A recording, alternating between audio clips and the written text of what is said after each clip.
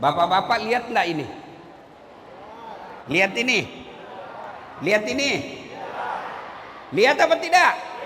Nah, anggaplah ini dosa. Ya. Bohong, istri dikasari, suami diomeli, makan barang haram. Nah ini, anggaplah ini. Nah, kalau saya kasih begini, masih kelihatan tidak? Yang merah tadi masih kelihatan tidak? Tidak. Anggaplah ini kebaikanmu. Dosa tidak kelihatan karena lebih banyak kebaikan daripada dosa. Itulah makna hadis Nabi, tutupi kesalahanmu dengan memperbanyak kebaikan. Nah ini nih. Ya. Maka ketika kumpul seperti ini, salah satu cara memperbanyak kebaikan selawat. Maka saya mau ajak selawat. Bisa? Bisa Pak? Kita tanding dulu. Mana lebih kencang salawatnya ibu-ibu dengan bapak-bapak? Ayo emak-emak dulu. Ras terkuat di bumi. Weser kiri tidak belok-belok. Bapak-bapak yang merasa jenis kelamin laki-laki diam dulu. Ibu-ibunya dulu. Ayo selawat. Ibu-ibu selawat bu. Ikuti saya. Salatullah salat. Masya Allah. Yang di atas. Ala toha. Salatullah ala yasin. Masya Allah. Terima kasih. Nilainya 9,5. Oke. Ibu-ibu diam. Sekarang bapak-bapak yang merasa jenis kelamin laki-laki, jangan mempermalukan jenis kelamin kita Pak. Ayo, ayo. Ah, goramiman no. Salatullah ala toha salatullah ala yasin. Masya Allah. Nilainya 9,8. Nah, ibu bapak diam, diam semua, diam semua, diam, diam, diam, diamku semua, diam, diam. Kita dengar ini di atas. Ini kan bos barangkali ini semua ini, makanya dia di atas. Hah? Ayo, ayo Pak Kiai, Ketua Majelis Ulama, jangan mempermalukan ulama. Ayo. Diam kau, dengar kau semua. Ayo. Salatullah.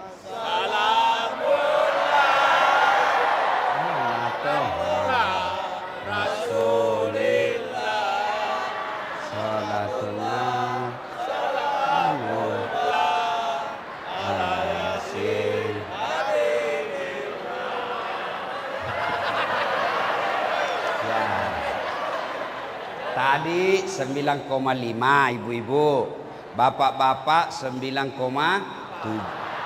Sekarang 9,9. Kenapa?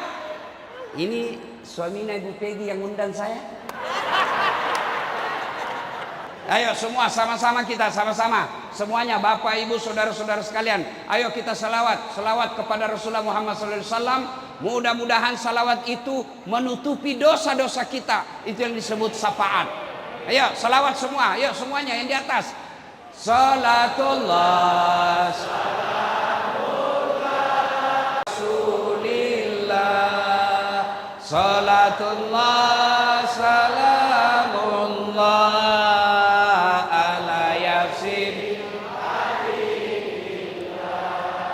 Tawassalna bi bismillah wa bil hadi rasulillah wa kulli mujahidi lillah bi ahlil Allah. Sekali lagi. Salatullah salamullah ala toha rasulillah Salawatullah salamullah ala Yasin Habibillah, ala Yasin Habibillah, ala Yasin Habibillah. Wa qala idzan bismillahirrahmanirrahim. Ya ayyuhalladzina amanu taqullaha haqqa tuqatih wa la tamutunna illa wa antum muslimun. Wahai orang-orang yang beriman, bertakwalah kalian kepada Allah dengan sebenar-benarnya takwa, dan janganlah kalian mati kecuali dalam keadaan beragama Islam. Ayat ini Pak, sejak ada Rasulullah Muhammad SAW, sudah lebih 1400 tahun, tiap Jumat di masjid pasti dibacakan ini ayat. Pak, bapak-bapak, masih ingat waktu Covid? Masih ingat waktu Covid? Masih? Adakah pengumuman itu selalu didengar? Pakai masker, jaga jarak, cuci tangan, jangan berkumpul. Kenapa? Waktu itu penting. Tiap hari diumumkan, pakai masker, pakai masker. Kenapa? Penting. Sekarang masih ada itu pengumuman? Masih ada? Tidak ada. Kenapa? Tidak penting nih. Ini ayat, ratusan ayat dalam Quran, kenapa hanya ini yang selalu dibacakan? Kap maraturot ayat kukurangnya. Tapi kenapa ayat ini selalu diulang-ulang tiap Jumat? Dan rasanya susah diterima akal. Jangan kamu mati kecuali dalam keadaan beragama Islam. Berarti ayat ini Allah ingatkan kepada kita semua orang Timika. Dasat, hati-hati kau. Mengaku kau Islam, belum tentu kau bisa mati bawa Islam. Itu makna ayat itu. Hati-hati, kamu bisa matimu tidak beragama Islam. Insya Allah kita tidak akan mati dalam keadaan rampok. Insya Allah kita tidak akan mati dalam keadaan berzina. Insya Allah kita tidak akan mati dalam keadaan judi. Tapi yang bisa membuat kita mati dalam kekafiran, hubbi aklil haram, suka memakan barang haram. Dan salah satu barang haram itu menerima serangan fajar ketika pilkada yang akan datang. Kau tepuk tangan baru kau semua pelakunya. Wani piro. Pak, saya serius ini. Tolong dengar, Bu. Ini dari semua kabupaten di Indonesia, Timika ini yang paling banyak emasnya. Iya toh? Saya dapat kabar dari Pak Maksimum, dia bilang, yo kau toh mau tahu kasih kampungmu. Saya kan tidak pernah ketemu, langsung baru tadi. Apa beliau katakan? 7 triliun PAD-nya ini Timika. Mestinya makmur rakyatnya. Mestinya pembangunan bagus. Mestinya tidak susah lapangan kerja. Iya kan? Tapi karena kau memilih pemimpin Wane Piro, artinya Bapak Ibu kalau terima uang sogok, Pak, Bu, tidak usah panjang ceramah. Saya mau tanya, kalau kau terima 300.000, kau kaya tidak? Kalau kau terima 1 juta, kaya tidak? Tidak. Bapak-bapak, kalau kau tolak 300.000, miskin kau? Kalau kau tolak 1 juta, kau miskin? Tidak. Tapi yang pasti, kau terima sogok itu menentukan siapa pejabatmu yang akan datang. Percaya kalau ada orang menang pilkada karena sogok, maka pertama yang dia lakukan, kasih kembali modal. Modal dari mana dia dapat? dari proyek pembangunan. Mestinya pakai semen 10, dia cuma pakai 5. Belum diresmikan sudah rusak. Kalau rusak siapa yang rugi? Siapa yang rugi? Masyarakat. Tim sukses yang dapat proyek.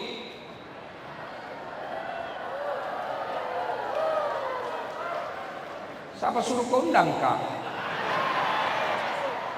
Ya, saudara, boleh miskin, tapi jangan jual harga dirimu. Saya orang Bugis selalu bilang, nah mau kasih asih Kak, tapi ajak mupakatuna Kak. Biar saya miskin, tapi jangan kau hina saya dengan 300.000. Itu orang beriman. Bisa. Kenapa nak cuma 25? Bisa tolak serangan Fajar? 100 orang dia orang. Muka-muka serangan Fajar semua ini. Bisa tolak uang sogok? Ya Allah, dengarlah janji hambamu.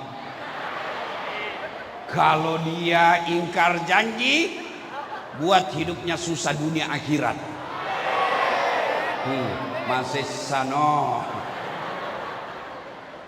Ya Bapak Ibu saudara-saudara sekalian, saya mau tanya, Pak, pernah lihat orang diantar jenazah? Pernah lihat antar jenazah? Ibu-ibu pernah lihat antar jenazah? Bukan pernah, sering. Kata Nabi, kalau kau diantar jenazah, 3 yang ngantar kamu, 3 yang mengantarmu, 2 balik, tinggal 1 yang temani kamu. Apa gerangan itu? Pertama, harta. Keluar semua harta. Mobil, motor, sepeda, keluar harta antar. Ada yang masuk ke kubur? Ada yang masuk di kubur? Ada Pak. Apa? Kain kafan. Kamu merantau ke Timika, cari uang, rumah mewah, mobil ada, tidak ada rumahmu masuk di kubur. Tidak ada motormu masuk di kubur. Jangankan rumah motor, handphone saja tidak boleh kau bawa. Jangankan handphone, kantong saja tidak boleh ada. Yang kedua mengantar kita, apa itu? Keluarga.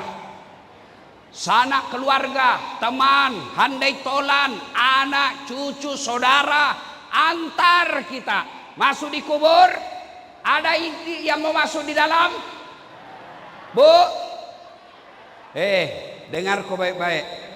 Kalau mati kau Pak, ndak ada istrimu mau masuk temani, ndak ada anakmu mau masuk temani.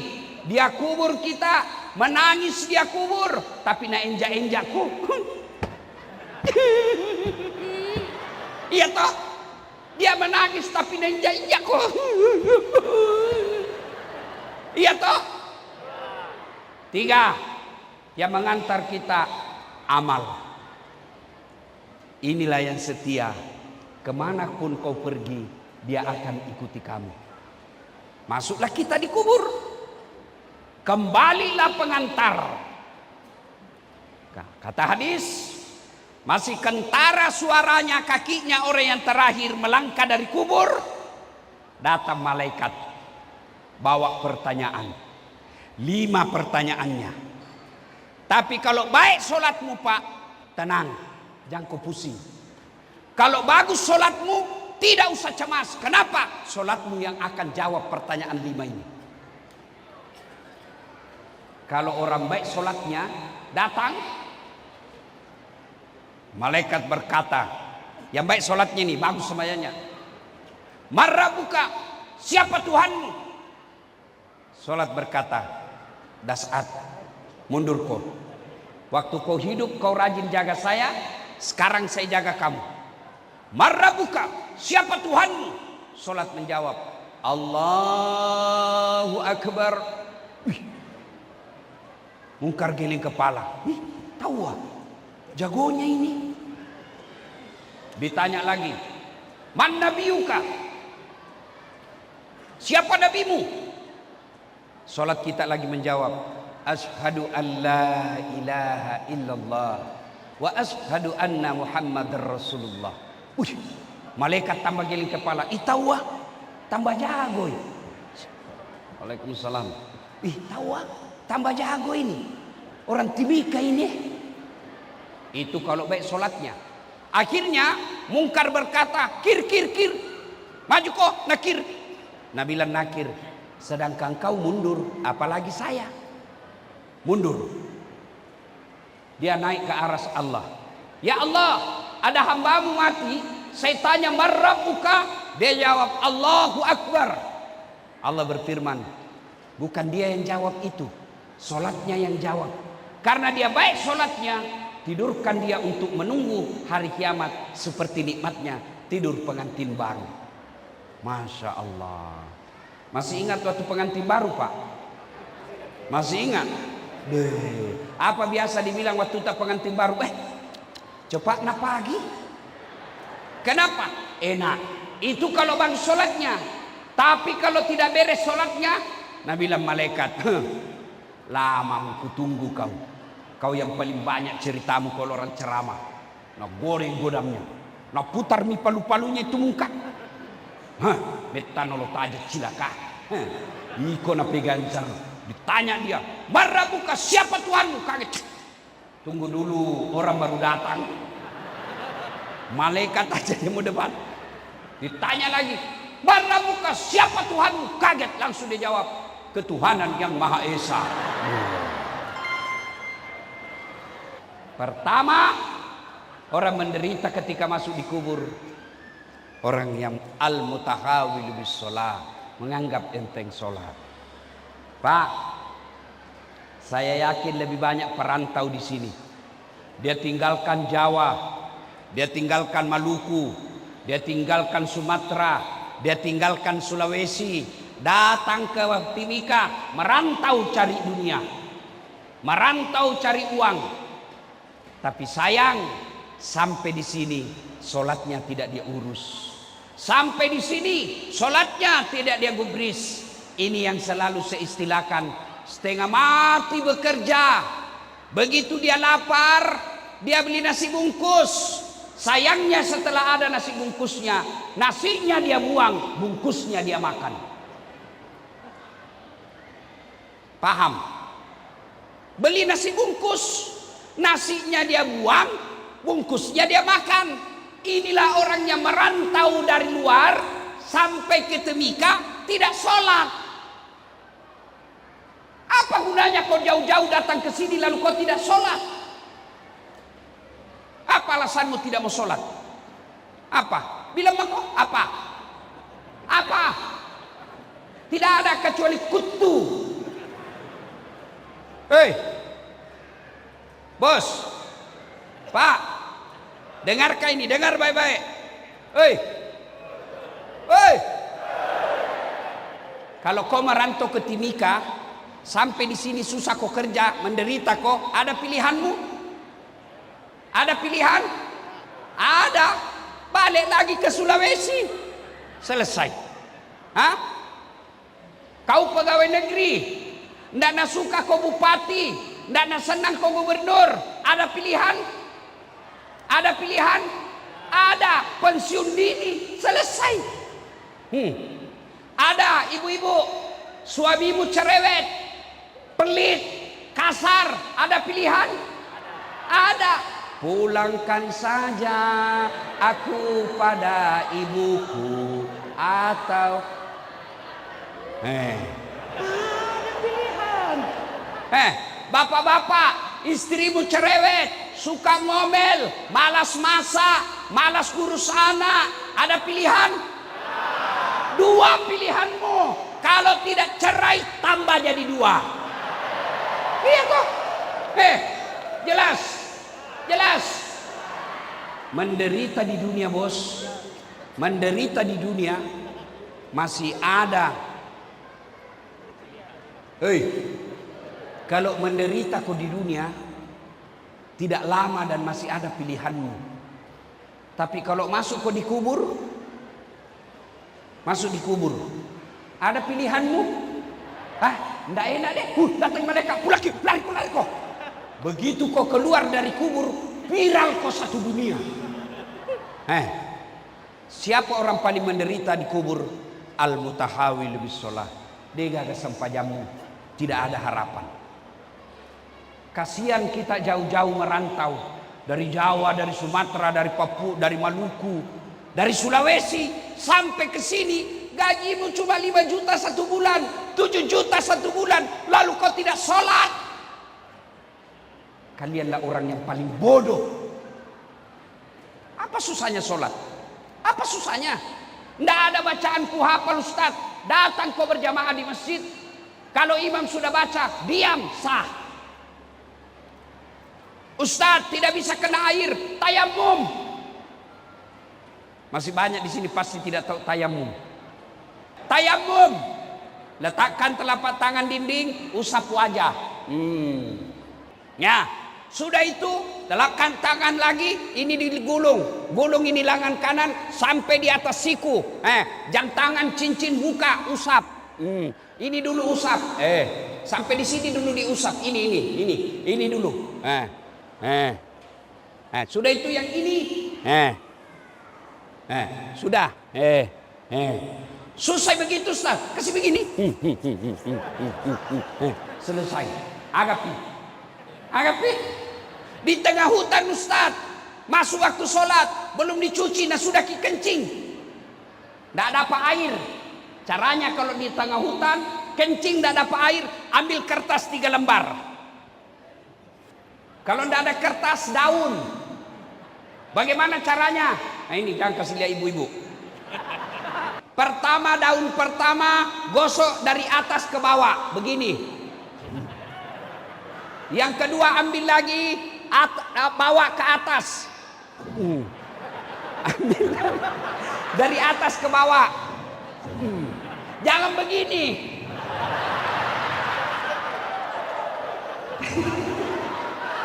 Kenapa nih ibu-ibu heboh? Ya, paham. Kalau dapat air, wudhu lagi, cuci alena beliau, wudhu baru sholat. Kalau tidak dapat air, tayamum biar tidak dicuci, selesai. Apa pi? Sakit kau Ustaz, tidak bisa kau berdiri, duduk mako. Sariawan nggak Ustaz, sembahyang sariawan mako. Allah.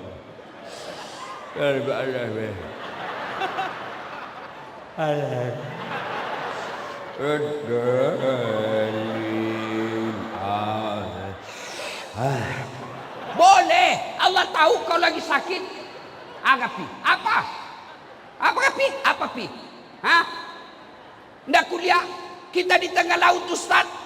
Ndak dilihat kiblat. Lihat kau di mana matahari terbenam. Kalau matahari terbenam di sana, arahkan badanmu, perahumu hadap ke sana. Allahu Akbar. Tiba-tiba perahu goyang. Jantung aku goyang-goyang lagi begini. Iya, jelas. Nah, masuk makin dikubur. Maka dia Nabi tak. Kau dega kesempajamu mbok. Itu semua amalmu yang lain langsung dihapus. Salat Pak. Saya sudah sholat Ustaz. Alhamdulillah kalau sudah sholat. Ayo datang jamaah di masjid. Alhamdulillah. Saya kemana-mana di masjid di Timika ini Pak. Selalu penuh jamaahnya Pak. Masya Allah, hari ini saja sampai di luar. Apalagi kalau subuh. Penuh sampai di luar, tidak ada di dalam. Hei. Tahu tidak orang berjamaah? Kalau berjamaah itu satu ada disebut imam.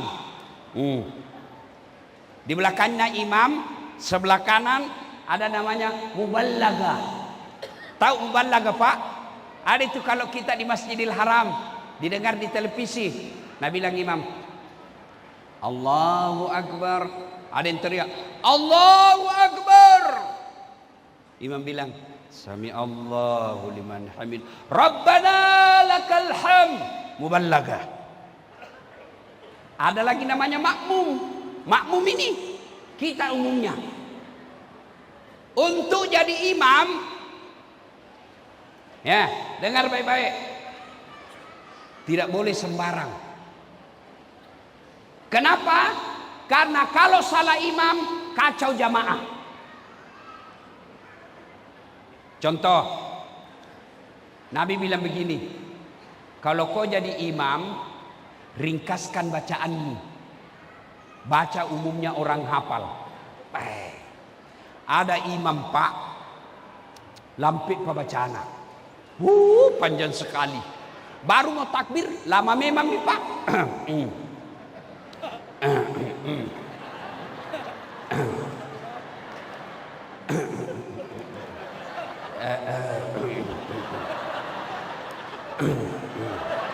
Apa nak aku tinggal langkah selesai nih? Iya toh?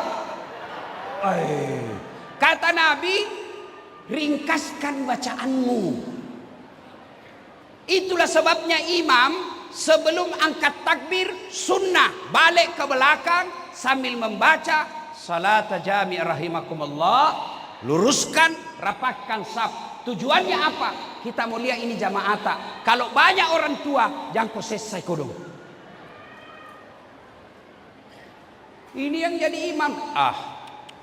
Yang pertama nak baca Al-Fatihah. Nah lanjutkan apa? Surah Al-Baqarah ayat 15 sampai ke 55. La haula wala quwwata illa billah. Sampai di belakang kasihan orang tua yang sudah pensiun, remati, batena na sesa. Begini itu remati di belakang.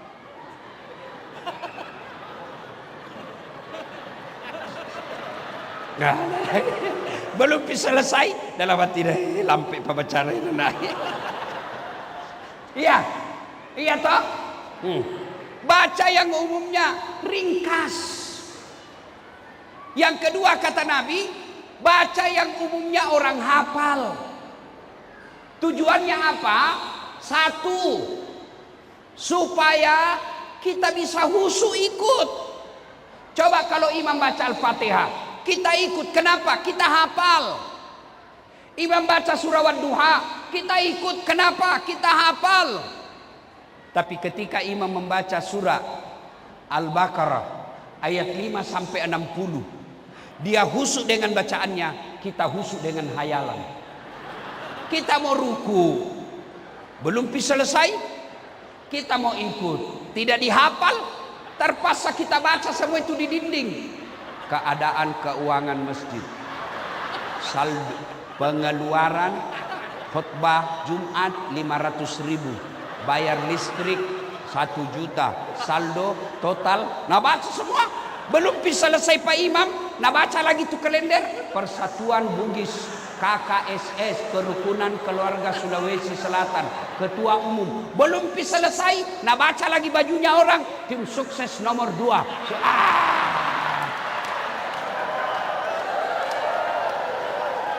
Ayo, siapa salah? Siapa salah? Siapa salah? Imam.